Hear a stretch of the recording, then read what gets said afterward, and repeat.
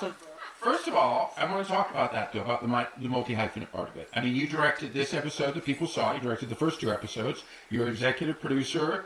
Clearly, you and Jude have an amazing chemistry in this, and I don't just mean in terms of making food, but also making trouble. How was that for you in terms of managing all those different roles, wearing all those different hats for this series? Well, I have addiction issues, Dominic. So we're going in a whole different place now. So I pointed it towards work about 25 years ago, and so I like as much responsibility as possible, and was just so incredibly excited and thrilled when Zach and Kate and Jude got a hold of me to kind of do with this what I really love doing with Ozark, and sort of overseeing the whole thing and taking on all of that kind of guidance and leadership. And so I love it because I'm a masochist and an addict.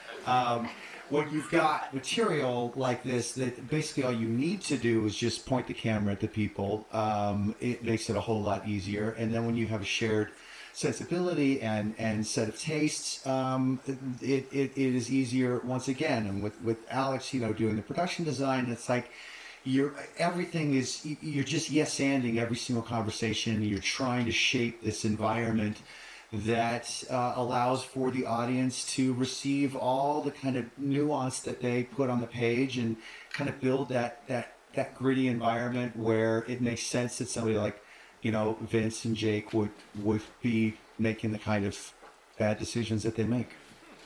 And Joe, but I also want to say a lot of good decisions, and I think this is very important to point out here, is this series, and I will say this again as a transplant New Yorker, a lot of times, and I'm sure people, Angelinos feel this, you see LA on screen, or you see New York on screen, and you're like, yeah, it's not really like that, or it would take them 2 hours to get to the 405. This show really shows New York. And I used to eat at the Spotted Pig, and you really get a sense of that place, and even if you didn't eat there, you get a sense of that place, and that's so important. And the recognition that the show has received, because I'm going to list this off. You guys have got Golden Globe and Actor Award nominations, as well as PGA, WGA, and DGA nominations.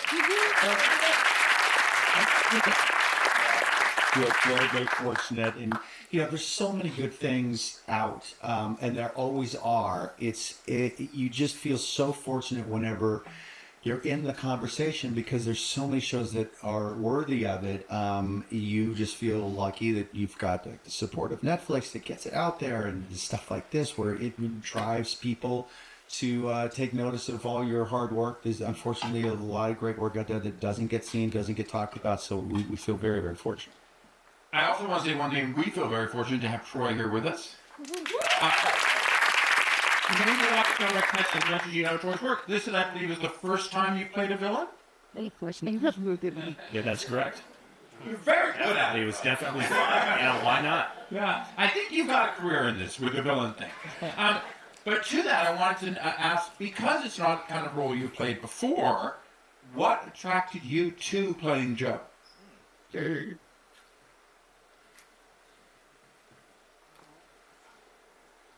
So I remember when I was on the award season campaign for the movie CODA. You did that for CODA.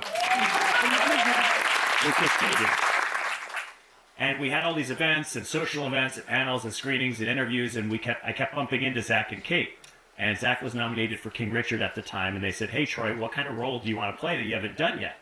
And, in the past, when I was working on CODA on set, and I'd go back to the hotel, and I remember I was in an elevator, and I had a pretty thick beard, pretty long hair. I looked like a pretty rough guy. I almost didn't recognize myself in the mirror.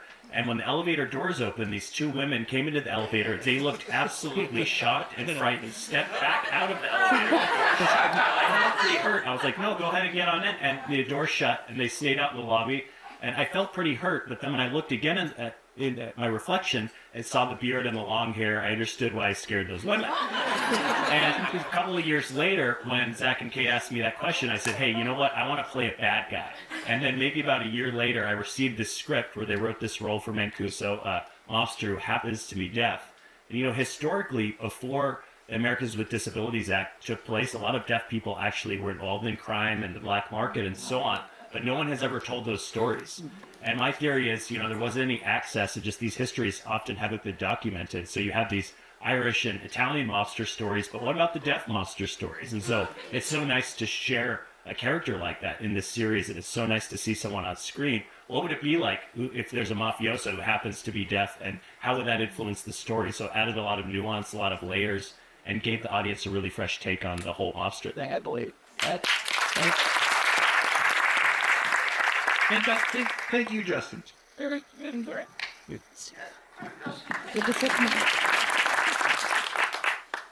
Nick, this story, I mean, for people who know about the Spotted Pig restaurant in New York, and people who have kind of a sense of, either from Anthony Bourdain or the sense of kind of that New York restaurant life, there's stories galore. What attracted you guys to telling this story in this particular way, especially because it's that story, but it's also a story of brothers and betrayal. And it's the way those are entwined that make Black Rabbit work so strongly.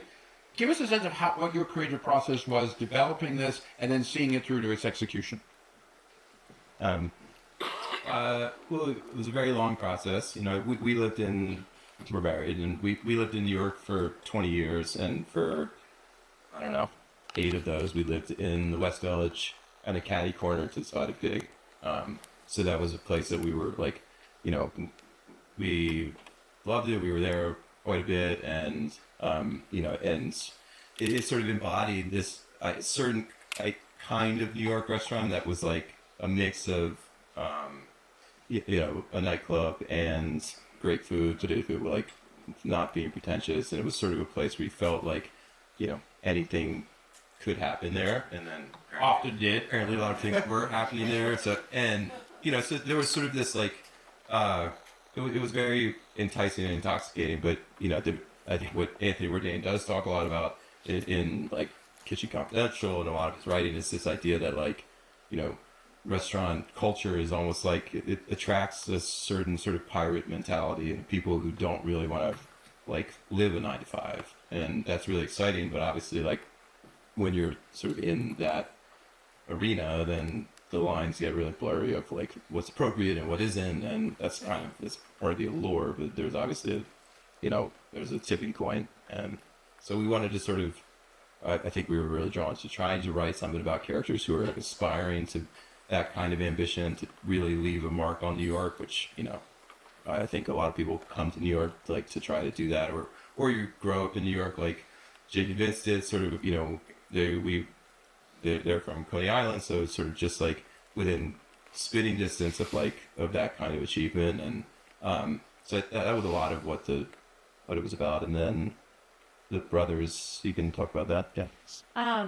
We both have siblings, and both have sort of fraught relationships with our siblings. These are not easy relationships, and kind of wanted to explore that sort of relationship that you have with that person, that good or bad is different from a relationship that you have with anyone else, and kind of the way in a lot of families, or I think for us, the kind of role that you establish with your sibling as a child is really hard to break out of in adulthood, even if you guys go wildly different ways. And so just kind of wanting to explore two brothers who had this traumatic experience in their youth, and kind of how it shaped them, and what did they owe each other, or what did they not owe each other. And I think we wanted to lean into that as the basis for a story. And I feel like we're leading into spoiler alerts. And I think we're good with that.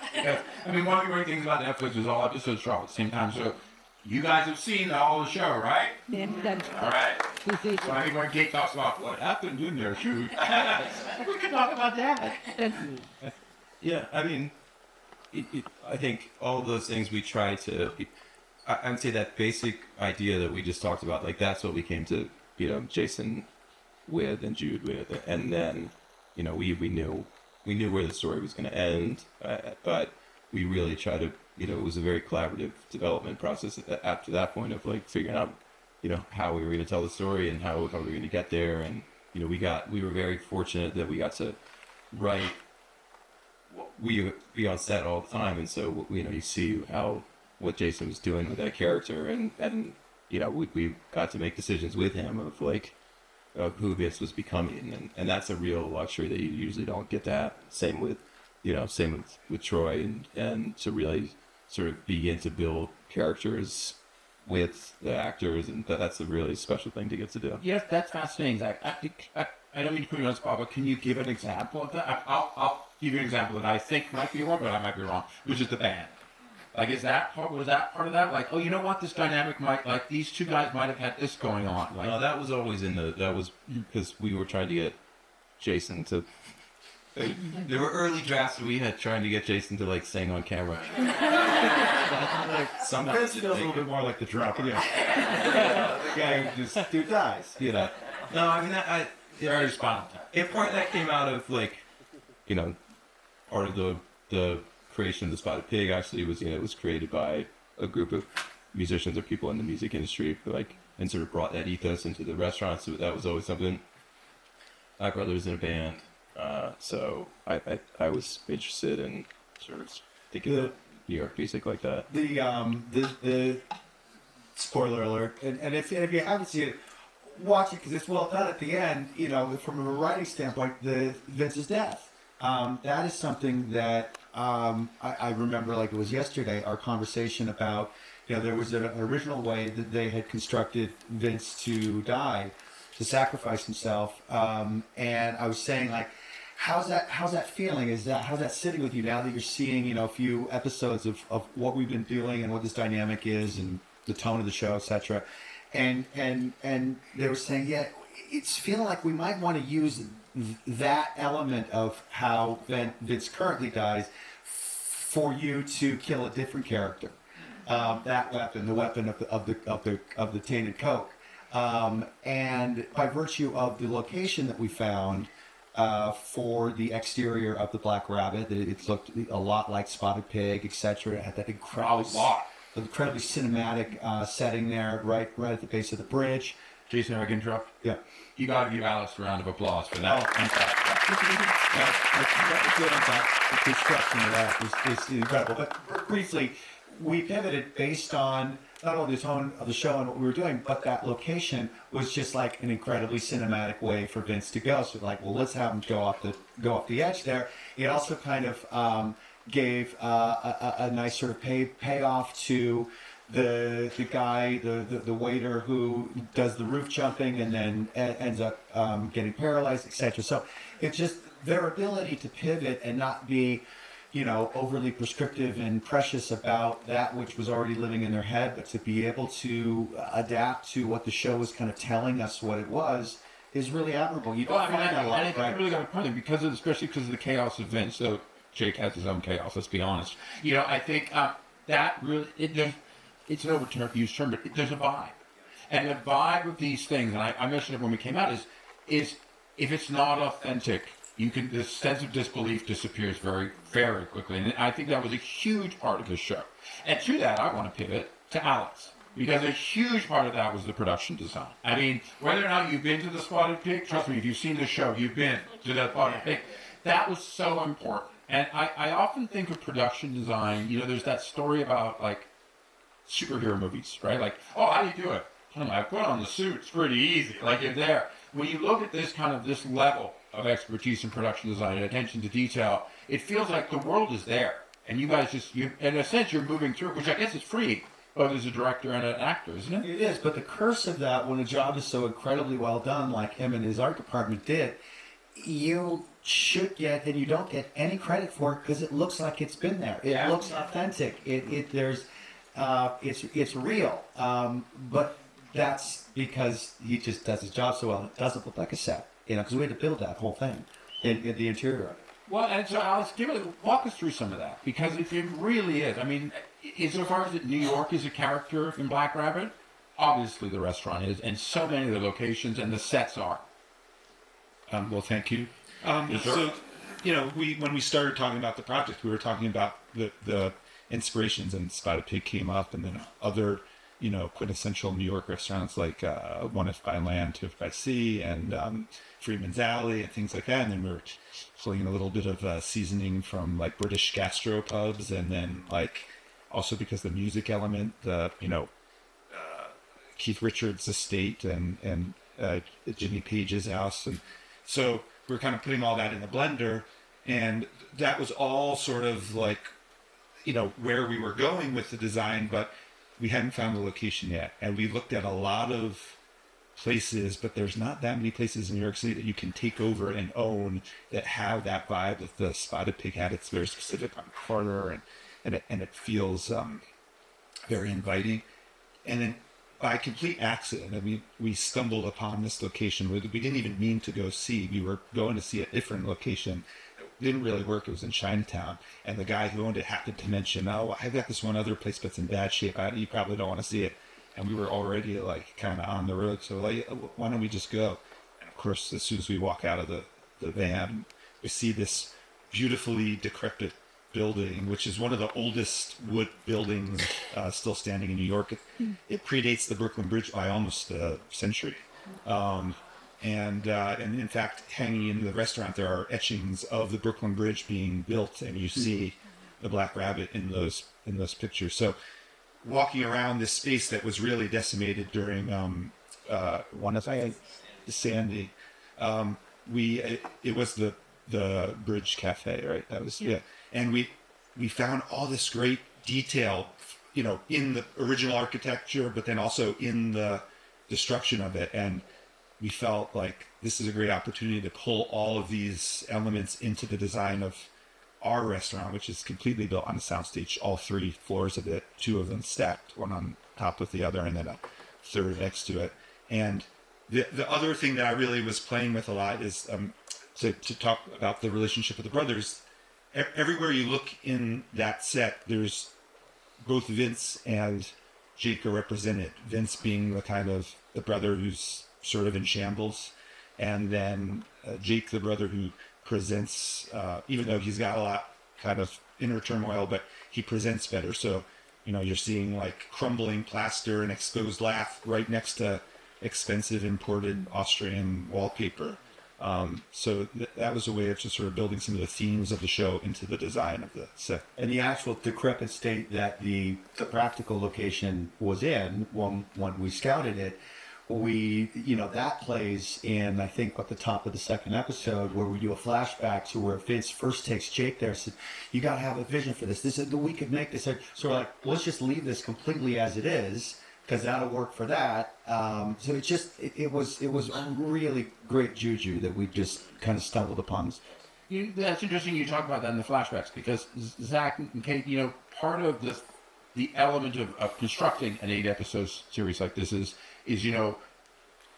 because of the way it drops on Netflix, is people usually, there's a lot of binging, right? Or certainly binging in 2 sections. But there's so much thematic elements to this. So in a sense, is it an 8-part series or is it an 8-hour movie? You know what I mean? And I wanted to get an idea from you guys, because the flashbacks I think really play into that. Give us a sense of what the themes were you were exploring here when you kind of started working on this idea. I mean, I think that idea of loyalty and sort of what family means, who is your family, is the kind of, how you can, Vince has a long speech in episode 6 where he sort of talks about one idea of family just being the people who show up, and that can be a guy at the bodega, or that can be, it can be your best friend or your brother, or it can be, someone you work with. That family can come in a lot of unexpected ways, and that those sort of, we talked a lot about this idea of like bonds being either something that bring you together, or can feel like it anchors sometimes and weigh you down. And so I think that, and then I think also just this idea of, I think it's a little trite, but like just about trauma in general, and that, that you might see Jake and Vince making really bad decisions and hurting a lot of people, but then, to get to see a little bit about what they went through as kids, the choices that Vince had to make to protect Jake, and that. So, we really wanted those flashbacks to be, to be illuminating about aspects of their experience that impacted the decisions they were making in like their present day lives. Well, I was just gonna say that they were so brave in not doing the typical. Let's make sure these characters are likable in the first few episodes. You know, they were So not likable. yeah. Went completely the other way there, my friend. Right. I mean, it takes a while to sort of see, oh, well, these guys are doing the best they can based on the circumstances they grew up in and the lack of coping skills that they had based on their lack of parental. And so I just thought that was very sort of, you know, the traditional sort of network note is, you know, they need to be likable right up front. Well, you know, Netflix doesn't make you do that, and they defer to the creatives, and they really held to their guns about, hopefully you'll see how broken these guys are, and eventually you will empathize with them and somewhat sympathize with some of the choices that they make. Well, and I think I mean, you brought up Zach. I mean, you know, Vince is from the get-go at the drop. He's a broken angel, right? But it's interesting to watch how Jake's character, with all that front, like then you see like, in fact, I mean, this is just my take on it. In the end, I think actually Jake's the more broken in many ways, and I think that evolution, and the same thing with Joe, because I think with Joe, what we see with Joe's characters, we learn, again, spoiler alert, but we learn a lot about his connection with the family, with the father's death, with the brothers, et cetera, and it's not what's presented. You know, I guess it's a little bit of like, well, you walk in that person's shoes for 5 minutes and you see what it's like.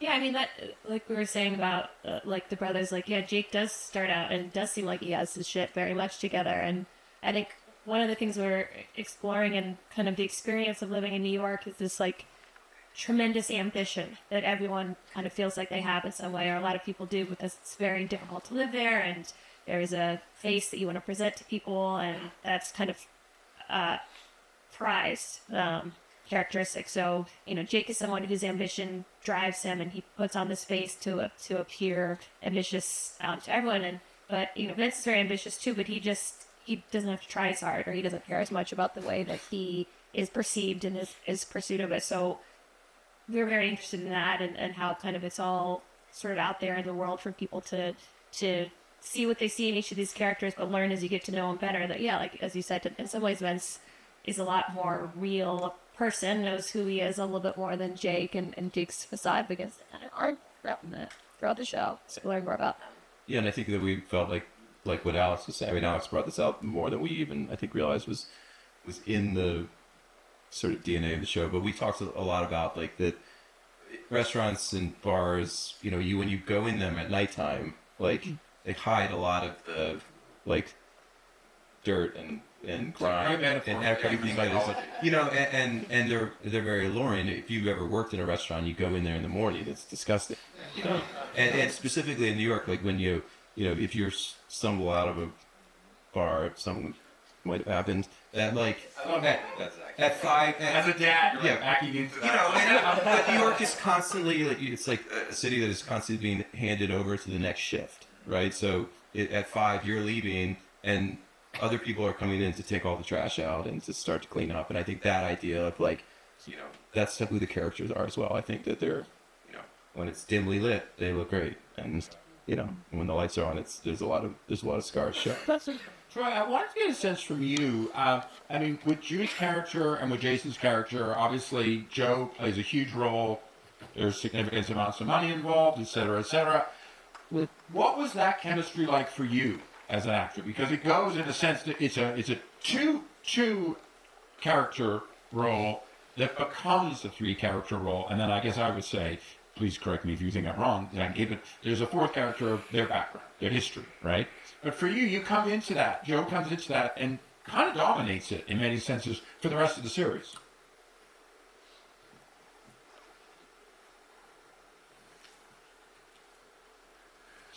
From what I've experienced in New York, you know, I quite often went out to New York. I worked in New York. I worked on Broadway, and you know, folks out there, you never really know what this person's background is that you might bump into. So if you go into a coffee shop, this one time I saw one guy chasing another guy back past the coffee shop, and the people walking by didn't even care. And of course, you don't know what happened. And I would try and imagine if the tables were turned and you saw what was really going on, and maybe one guy tackles the other, it turns into a big mess. And you know, for me to see that, you know, it's hard for Mancuso to blend family and business, right? And I think that's his real balance. How do you take care of your business? how do you take care of your family, especially when your son's involved in the business? So my son's really fucked up and makes terrible choices, and of course that affects my business as a small business owner, right? So you gotta know what's best for your family. Small business owner? Very interesting thing to put on your taxes, my friend. Exactly. And so Mancuso, he's a problem solver, and he has to try and figure out what to do as a father, what to do running this business, and you got to pay the price for your decisions. Period. Ultimately, but as far as Joe Mancuso, I think he's used to it, and no one can take advantage of him. As far as New York being in the background, it's so noisy, but that doesn't affect him being deaf. He's very observational, and he sees everything that's going on. He knows how to draw these boundaries, and trust is the most important thing for him. Do I trust this person or not? And when I see everything begin to work out or not work out, I have to make decisions. But Mancuso feels safer being deaf because, of course, the cops may not suspect him for being deaf. They might let him go if he gets caught. And I think he takes advantage of his deafness and his deaf card throughout that journey. And in the Russian bathhouse, we were shot underneath the actual Russian bathhouse in the Lower East Side, and so that's where Mancuso's office and his lair really is. And I don't know if that answered your question. It does to some extent. But the heart of it I want to get to is your relationship as an actor with Jude and Jason, because obviously it's the thrust of the show in many ways. I want to get a sense of what that was like, the chemistry between the three of you as together and apart.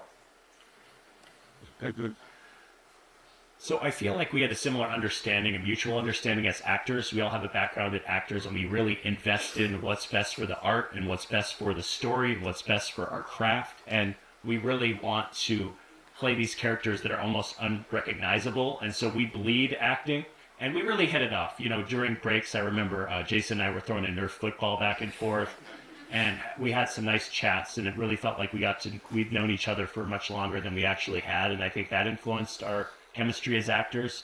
And I think, as actors, we all have our own journey, and we're able to develop that chemistry really quickly. Jude Law is really high energy.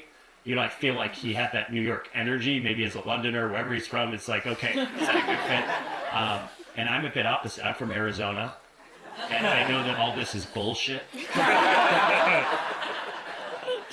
It was really, really, of the many things that was impressive about Troy in this is, and what Zach and Kate did, making a creative choice to arm your bad guy, or rather disarm your bad guy, without sort of these arch speeches, where, a character actor could come in and really be a badass bad guy, to try to pull that off without that was, admirable, courageous on their part. And then with Troy, what he was able to do in not thinking that he might need to make up for that, the fact that he's not, there's no verbal element to his character, which is usually the crutch.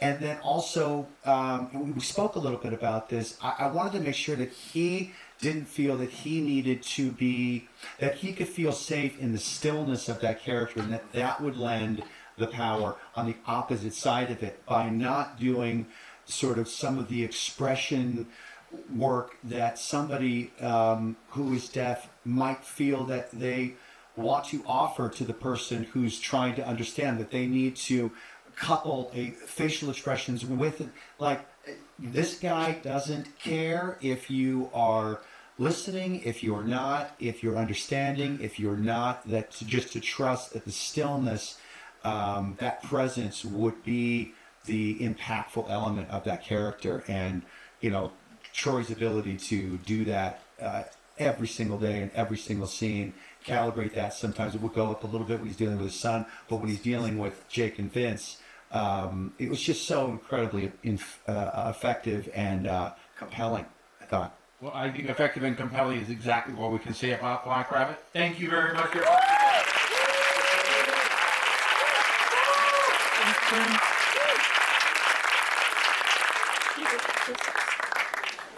Thank you.